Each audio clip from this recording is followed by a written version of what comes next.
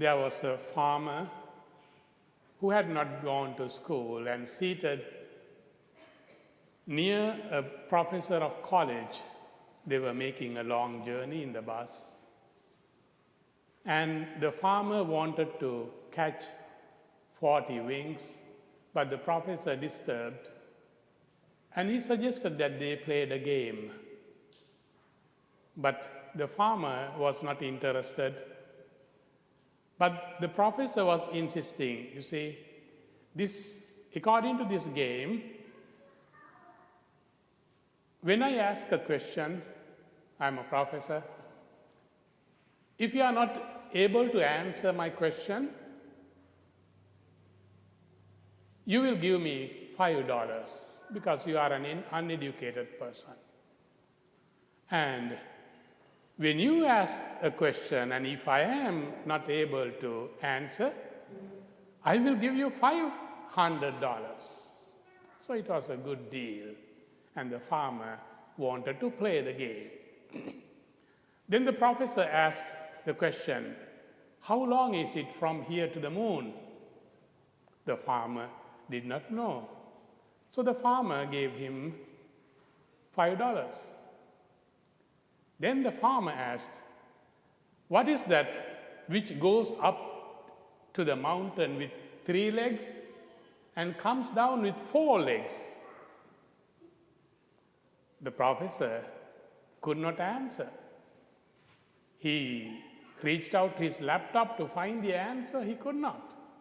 So he gave $500 to the farmer.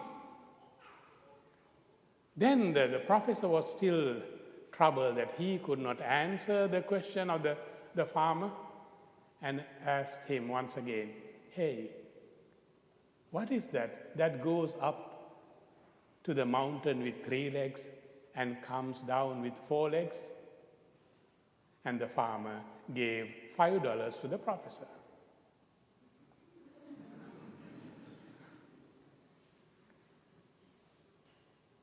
The theme of today's liturgy is humility. The greater the person, the more humble the person becomes. The more humble the person becomes because the person knows by himself or herself one's own value. He doesn't need the affirmation of others. In fact, the word humility comes from the Latin word humus. Humus is something earthly, something to do with very realistic, very down-to-earth attitude. The more insecure one person is, the more attributes that person would like to have.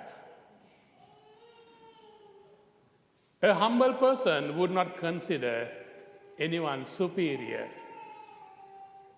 Also, a humble person would not consider anyone inferior. There are a few characteristics of humility and humble persons. A person who is humble would never be comparing oneself with others. A humble person is self-confident. A humble person is self-assured.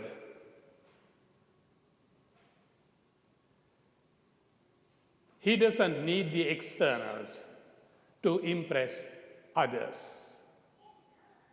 We do so many things externally to impress others, the way we wear, so many things. But the humble person is self-assured. He doesn't try to impress, and the humble person doesn't expect anything in return. The opposite of humility is to be proud. The more proud a person is, the smaller that person is. Humility is to know that we are not in control of everything. Humility is to know that I am not the center of the world.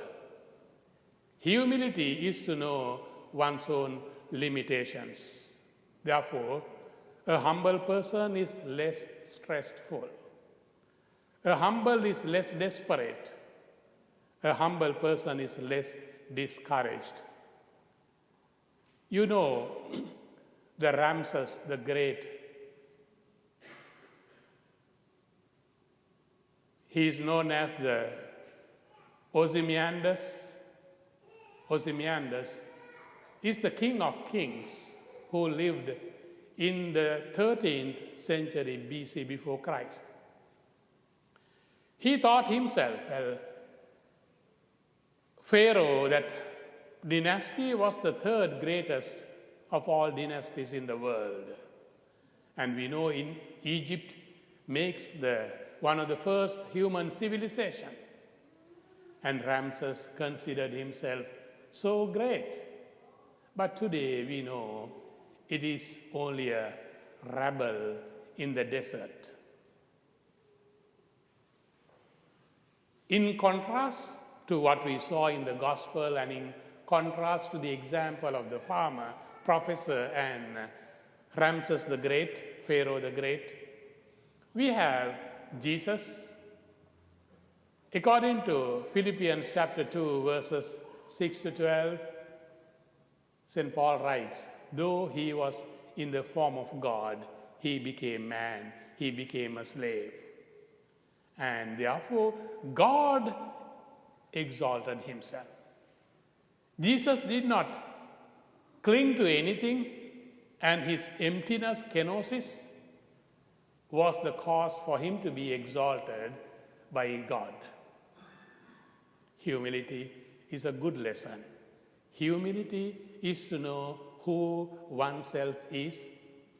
Humility is to know who the others are.